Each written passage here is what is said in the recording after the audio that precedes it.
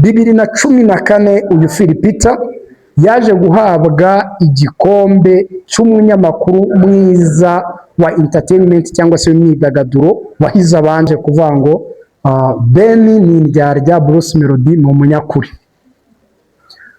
Abantu benshi bati muri comment bati turabizi neza n'ubundi wowe Philipita wanga The Ben ariko ngo ntacyo uzamutwara ntacyo. So guys, iyi nkuru ni nkaho ahanini ibinzanya. Reka twibaze, ese koko Philipita yanga The Ben? Ese koko The Ben we na Philipita umubano we umeze gute? Ya The Ben yo kuba yaranze kwitaba telefone cyangwa se kwitaba invitation yo kujya mu kiganiro The Choice Live niyo yatumye Philipita yumva atagomba kujya muryaho imboga na rimwe, mu gihe cyose arajya mujya agahita mukanda ijisho igihe nene akagiterezamo.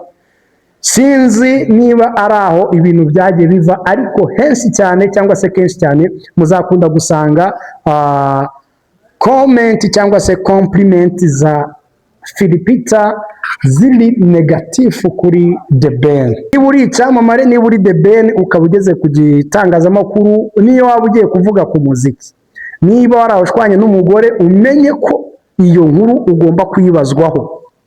Nutayisubiza stili biraba bigaragara ko bagomba kuyikubaza.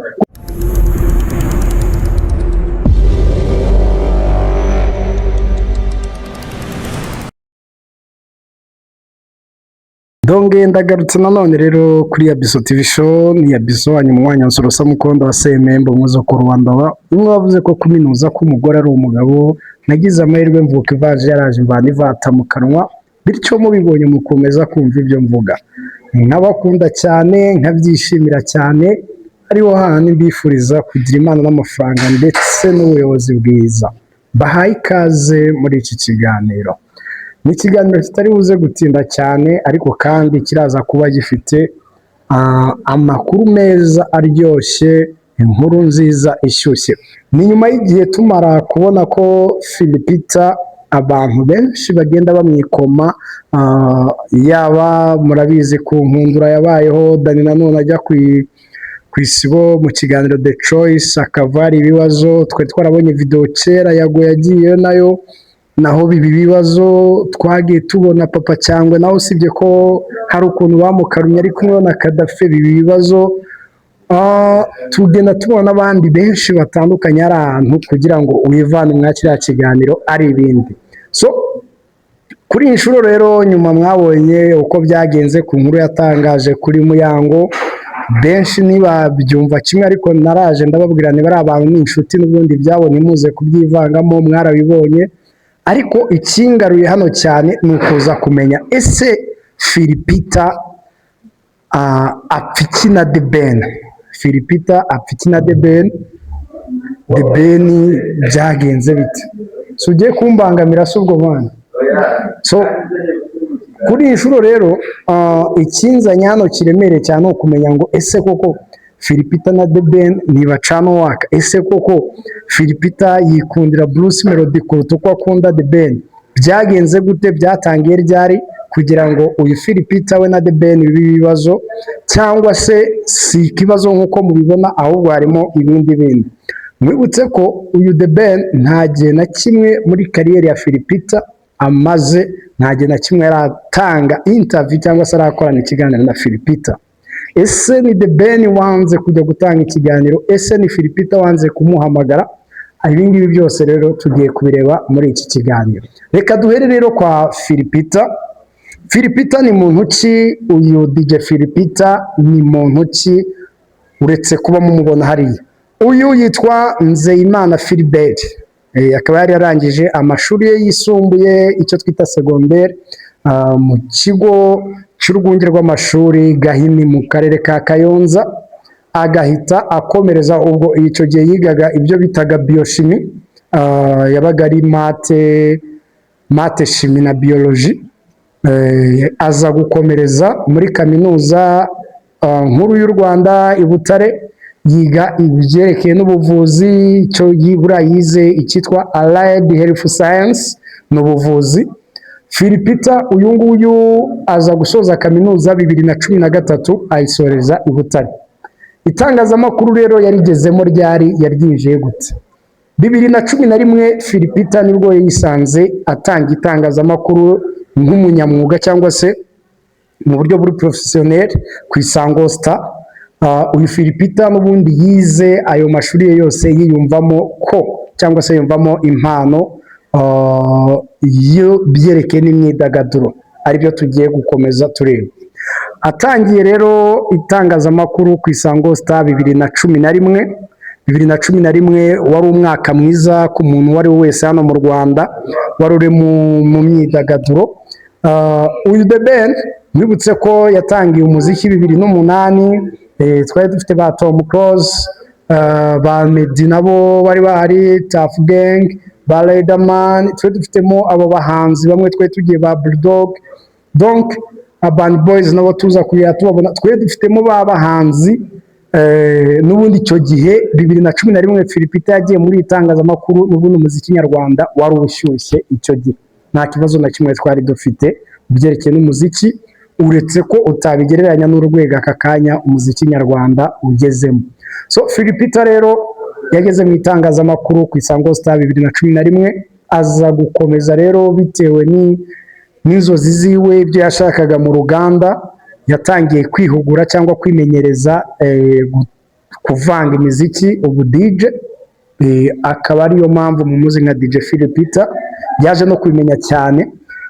Muri ibyo byose aza no gutangira ibyo bita MCing cyangwa se kuyobora mu shyushyarugamba, kuyobora ibitaramo cyangwa se ibirori, aba MC. Atangira gukora kuri izo kariyeri ze eshatu cyangwa se kuri ibyo bintu bye bitatu mu cyo twita imyidagaduro cyangwa mu gisata cy'imyidagaduro. 2014 uyu Philipita yaje guhabwa igikombe cy'umunyamakuru mwiza wa entertainment cyangwa se imyidagaduro wahize abandi, cyangwa se nyine donc nicyo kuvuga ngo umunyamakuru mwiza w'umwaka wahize abandi, yagihawe 2014. Philipita ku Isango Star yamazeho imyaka 8, ugatangira 2011, 2019 ari ku Isango Star. Ahangaha ku Isango Star ni naho yaje gutangira gufatanya cyangwa se kumenyana na Murindahabi Irene, kuko murabizi ko Murindahabi Irene cyangwa se uwo bita Morodekayi Kashamakokero, CEO wa MIE Empire, nibwo nawe yinjiye mu itangazamakuru, ariko aza gusanga uyu Philipita amezemo neza. Bamenyanye rero ku Isango Star. Uyu Emile we yigaga muri kaminuza nkuru y'u Rwanda i Butare, abanza gukorera RBA, nyuma aza gukorera Isango Star ubwo kuri FM cyangwa se kuri radio. Nyuma rero ni naho yaje kumenyana n'uwitwa Philipita, bakomeza kuba inshuti. So uyu DJ Philipita cyangwa se Philipita nk'umunyamakuru yaje kurangira 2020, aribwo agiye ku gitangazamakuru cyitwa Isibo TV. Arangije akoramo ikiganiro cyitwa The Choice Live. So The Choice rero yaje ite cyangwa se ikora gute? Uyu Philipita umwe mu bahanga cyane ku byerekeye n'imyidagaduro koko, akaba ari n'umwe mu banyamakuru bafite ubushobozi bwo kwakira icyamamare icyo ari cyo cyose, kuko uyu DJ Philipita ni umwe mu banyamakuru bavuga neza Igifaransa, bavuga neza Icyongereza, bavuga neza Igiswahili. Bivuze ngo muri East Africa cyangwa se n'abahanzi b'abanyamahanga, uyu DJ Philipita ni umwe mu banyamakuru bashobora kwakira umuhanzi uwo ari we wese, donc ari kuri calibre nziza. So uyu DJ Philipita akaba ari nawe watangije ikintu cyitwa kwa uploadinga cyangwa se gukorera ibiganiro kuri YouTube, gufata ibiganiro akabishyira kuri YouTube. Nk'iki kiganiro murebye cyangwa se n'ibindi biganiro mureba ku yandi macano, uyu DJ Philipita niwe watangije iyi system yo gufata ibiganiro akabishyira ku ma YouTube. Ibyari bihari kwari ugufata imiziki bakayishyira ku ma YouTube. Abahanzi benshi bajyaga ku Nyarwanda, Inyarwanda ikaba uploadingira ikagira gute. Uyu DJ Philipita ni watangije boro kuvuga ngo ikiganiro, gukora ibiganiro akabya uploadinga. So umwe rero mu batunze amafaranga menshi ntari buze kuvuga umubare kuko n'ubundi yaba ari estimation, ariko icyo mubwiye cyo ni uko ari umwe mu banyamakuru, mu ba DJ, mu ba MC nka kariyeri cyangwa se bimwe mu byo akora, ni umwe rero mu bafite amafaranga yakuye kandi muri ibi ngibi. So The Choice ni ikiganiro mubona gute, gikora gute? The Choice ubundi hari ukuntu kuri televiziyo cyangwa se ku gitangazamakuru runaka ushobora kujyaho ukagura amasaha. Tuvuge urugero nka TV1 ukajyaho ukagura amasaha wenda kuva saa 2 kugera saa 2 kugera saa 3, ukagura iyo saha bakayiguha ukajya ushyiramo ikiganiro.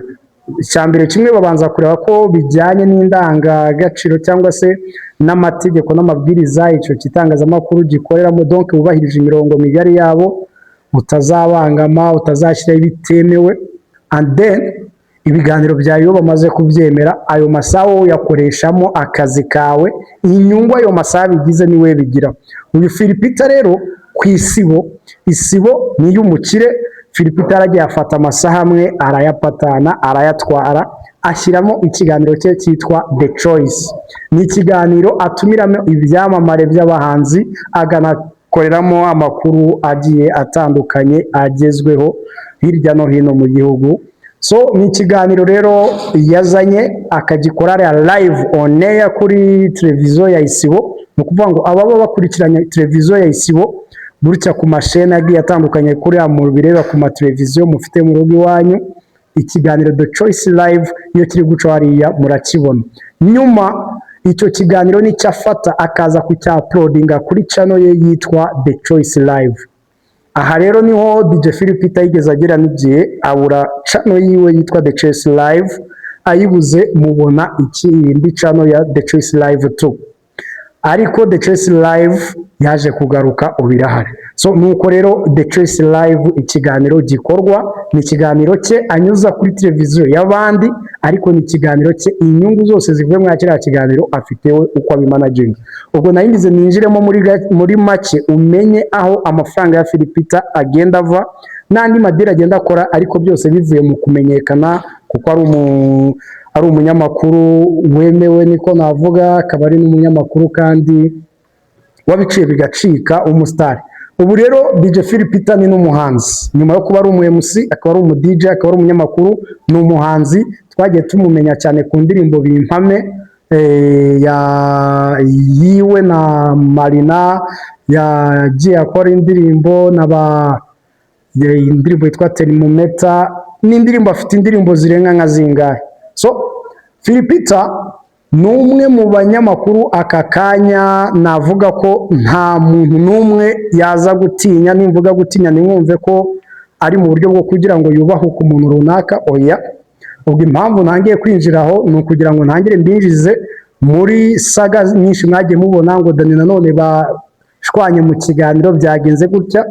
Philipita ku myaka amaze muri iyi game cyangwa se muri industry ya entertainment, ni ukuvuga ngo nituza guturuka iyo 2011 kugeza ubu ni imyaka ye 15, ni ku isango, ni ku isibo muri The Choice, niho kariyeri yiwe imaze kwibumbira.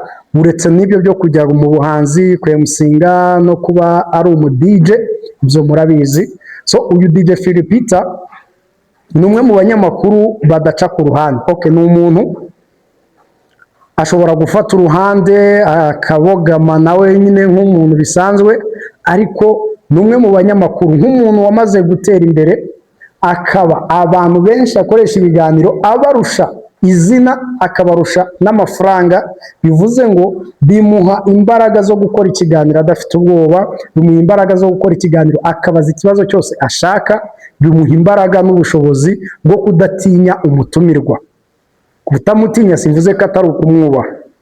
So Philipita benshi badakunze kuvuga ko donc bakunze kuvuga bati Philipita se ni muntu ki ko tubona araburiza abantu, ko tubona yiyenza, ko tubona ari umunyamatiku vipi. Mwagiye mubibona rero muri bene biriya biganiro bimeze muri duel yiwe na Emirene, aho batumira umutumirwa bakamubaza mpaka umutumirwa ashatse no gushyira mikoro hasi ngo yirukanke. Abantu benshi rero bakabitinya bakavuga bati ibi si itangazamakuru ahubwo ni ukujombagura umuntu mu bikomere. Tugarutse rero ntabwo ndi buze kwinjira mu bintu byinshi byagiye biba, ahubwo ndagaruka ku nkuru ya Philipita. Yari ari kumwe na Kiramani ndetse n'abamenya na Freddy Musoni yari ahari, aho bagiye bamubaza ibibazo bitandukanye ku buryo abona game y'umuziki ndetse no muri sinema, aho baje kumubaza ku byerekeye n'uruhande afana, urwo akunda, arukundira iki, urwo adafana, donc aranenga iki ku mpande zombi. Bamubaje hagati ya Bruce Melody na The Ben. Aha niho rero yaje kuvuga ngo Ben ni indyarya, Bruce Melody ni umunyakuri. Abantu benshi bati muri komenti bati turabizi neza n'ubundi wowe Philipita wanga The Ben, ariko ngo ntacyo uzamutwara ntacyo. So guys, iyi nkuru ni nkaho ahanini ibinzanya. Reka twibaze, ese koko Philipita yanga The Ben? Ese koko The Ben we na Philipita umubano we umeze gute? Reka mwibutse iki kintu. Mu gihe gishize cyose The Ben ari umuhanzi nyarwanda kuva 2008, n'icyo gihe gishize Philipita ari umunyamakuru wa Danje mu gihugu tuzi twemera. Nta gihe na kimwe The Ben arajya gukora interview cyangwa arajya muri icyo kiganiro cya The Choice. Philipita we ubwe yagiye yivugira kenshi ko bagiye bahamagara The Ben akabazanaho gahunda zigiye zitandukanye, ntiyabonetse ntiyagize gutya. Ibyo byagiye bituma DJ Philipita yumva ko The Ben yamwiriyeho cyangwa se yamwiyemeyeho. So bityo Philipita ntabwo yakomeje kumva ari wa muntu agomba kuba yafana. Niyo mpamvu rero DJ Philipita byaje kurangira yifatira uruhande, akifatira Bruce Melody, cyane ko ari Bruce Melody wagiye wumva itangazamakuru cyane. Buriya nuza kureba uburyo game y'aba batipe yaba The Ben ndetse na Meddy, ukareba na Bruce Melody n'abagenzi be bari kumwe muri generation yabo ba Christopher n'abandi, uraza gusanga hari ukuntu byari bitandukanyemo. So kuri iki gihe rero abahanzi bo bamaze kumenya neza ko biraza kuborohera mu gihe cyose bakoranye n'itangazamakuru, ndetse na rya tangazamakuru naryo rigakorana n'abahanzi. Bivuze ngo ni win-win. Umunyamakuru akeneye umuhanzi, umuhanzi akeneye umunyamakuru. Mwarabibonye nk'iki gihe The Ben yasohoye indirimbo Inshallah, ni ubwa mbere tubonye The Ben ari kuzenguruka ibitangazamakuru byo mu Rwanda agenda apromotinga cyangwa se amenyekanisha igihangano cye. Aha rero bivuze ngo The Ben hari igihe yamaze kubona ko ni byiza ko abanyamakuru mbegera bakamenya ibyo nkora, bakanabibwira abanyarwanda. So ibi rero Bruce Melody we yabyamwemo cyane ko we yajyaga kubyinginga, yajyaga kubitereta. Bo uburyo bakuze muri game bajya kubitereta kugira ngo amenyekane, yajya kubinyaga tanga ruswa. So igihe rero cyari kigeze ngo nibuze babone aho bashobora kubatumira ntacyo babatse, nta mafaranga babatse, ahubwo bakabatumira kuko bambaze kubabona kari banini. Aha rero kuri The Choice ndetse no ku bindi biganiro byinshi bigiye bitandukanye by'ibitangazamakuru bikomeye, ahangaha Bruce Melody baramubonye. Murabizi neza ko ari igihe twamaze tutabona The Ben ndetse na Meddy hano mu gihugu cyacu cy'u Rwanda. So kuva rero icyo gihe cyose The Ben yanze kujya muri The Choice, muze kwibaza ukuntu The Ben yafashe icyemezo agaha Freddy Musoni, umwana muto ariko nabwo w'umuhanga, akamuha ikiganiro abizi neza ko icyo kiganiro n'ubundi kiraca kuri ya channel ya Philipita, ariko Philipita akaba adashobora gufata telefone ngo ahamagare The Ben bahure bakore ikiganiro, umuhost ari Philipita. Ni ukuvuga ibyo bintu ntabwo bishoboka. Ubundi abagabo bapiki mu by'ukuri, ese iyo ego ya The Ben yo kuba yaranze kwitaba telefone cyangwa se kwitaba invitation yo kujya mu kiganiro The Choice Live, niyo yatumye Philipita yumva atagomba kujya muryaho imboga na rimwe, mu gihe cyose arajya mugera agahita mukanda ijisho igihe nena akagiterezamo. Sinzi niba ari aho ibintu byagiye biva, ariko henshi cyane cyangwa se kenshi cyane muzakunda gusanga comment cyangwa se compliment za Philipita ziri negatifu kuri The Ben. Abantu bati ni gute yatinyutse akita umuntu indyarya. Reka nkwereke aka kantu. Nangira nakubwiye ngo Philipita ni umwe mu bafite amafaranga menshi mu itangazamakuru ndetse no mu bahanzi, baramwubaha baramutinya. reka nkubwire iki kintu, Philipita ari mu basitari dufite hano mu Rwanda bagenda mu modoka nziza, bafite imitungo ubariye mu mafaranga iri hejuru. Uretse kuba ibyamamare cyangwa se aba ba superstar hano mu Rwanda badakunze kubaruza imitungo yabo ngo babishyire ahagaragara babivuge, ariko uyu Philipita nkubwiye ko atatinya The Ben ku byerekeye n'ubutunzi bw'amafaranga, cyane ko no mu myaka bajya kuyingayingana. So rero kuba yavuga ngo The Ben ni indyarya, ni Philipita ugeze ku rwego avuga ngo uwo nkeneye akemera kuza tukaganira azaze, utabishaka ntazaze. Ni ukuvuga ngo Philipita ageze ku rwego awe atagomba kwinginga umuntu uwo ari we wese.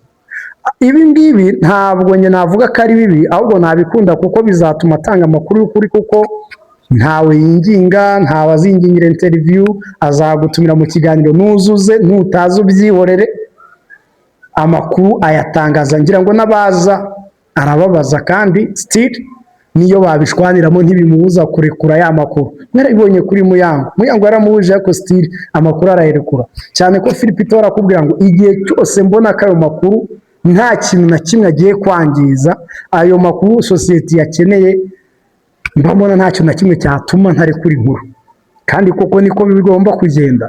So ntabwo rero akazi Philipita akora yagashyiramo ubushuti cyane kuruta kugashyiramo ubunyamwuga. So Philipita impamvu ntekereza rero yavuze ko The Ben ari indyarya, ni icyo gihe cyose The Ben nta na rimwe yigeze amuhakanira ko atazaza mu kiganiro cyangwa se atazitaba, ahubwo yamubwiraga izindi mpamvu, tubikore ejo, tugire gutya, tubigire gutya, bikarangira Philipita amaso ayize mu kirere. Kuri iyo nshuro rero bamubajije uko afata Bruce Melody na The Ben, yahise avuga ko Bruce Melody ni umunyakuri, The Ben ni indyarya. Aha rero niho mwagiye mubona bagiye bafata n'amatimu, ukabibona ko Philipita ari kwa Bruce, ukagenda ubyumva no mu ma compliment nyuma ya The Summer Country Tour, aho agiye avuga ati bantu bagende bajye gushyiramo utubaraga, Bruce Melody ari hejuru cyane, ntaho bamurushije na hamwe. Mugira irindi tangazamakuru kuvuga ati The Ben n'undi wundi, Philipita yarakubwira ati se habaye iki, byagenze gute, byagenze gute, wakina na playlist ya Bruce Melody byagenda gutya. So ukumva ko byanga byakunda, nta hantu na hamwe hazamo ko The Ben mu buryo buri positive kwa Philipita. So Philipita rero umugereranyije n'abandi bantu bisanzwe, uzacunge umuntu kumwe umuntu aba avuga ngo nta singi wabo. Burya umuntu ugiye kuvuga inkuru akavuga ngo singi wabo, aba agiye kuvuga ukuri ko ariko kose, aho kugira agutakagize yanakemera akawupfobya, kuko aba yamaze kuvuga ngo singi wanyu, donc si ibikeneye bya danje, nta bintu biremereye. Kuri iyi nshuro rero mugomba kubyumva. Mu kiganiro yagiranye na Yago, ni video yagiye igaruka bimaze igihe, aho Yago yagiyeyo bamutumiye, yaba Babu, yaba Philipita ndetse na Emirene nawe yari ari muri icyo kiganiro. Philipita yavuze ko ari amashumi we na Yago. Yago aravuga ati reka ntabwo turi amashumi. Yago arabihakana. Philipita arabitsindagira, ajya gusobanura ukuntu ari amashumi, ngo ni uko bakorana mu kazi, ibintu nk'ibyo. Bagati ntabwo nge turi amashumi, ubwo yabyuvaga mu bintu by'inshuti.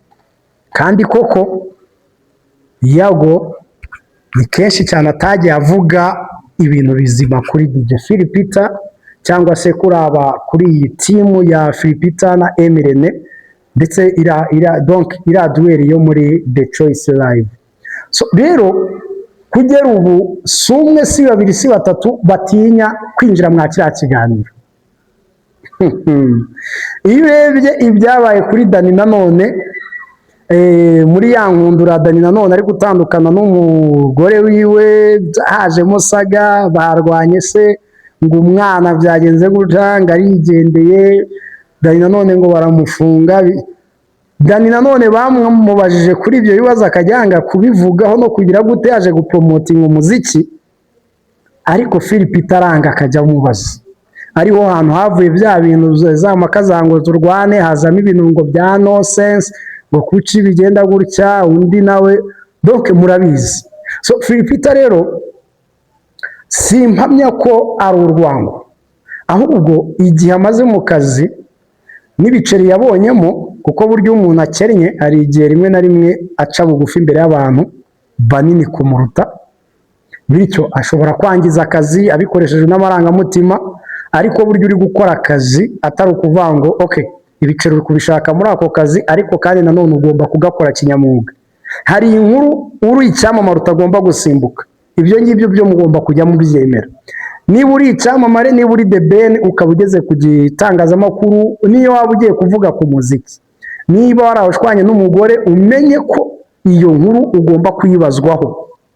Nutayisubiza stili biraba bigaragara ko bagomba kuyikubaza, kuko ubu uri icyamamare. Ubundi amakuru y'icyamamare cyangwa se ba Bulldog bagiye babivuga ngo amakuru y'ibyamamare yose aba ari ku gasozi. Ni ukuvuga ngo umunyamakuru cyangwa se umuhanzi cyangwa se umusportif, umukinnyi ukomeye cyane, mu gihe icyo ari cyo cyose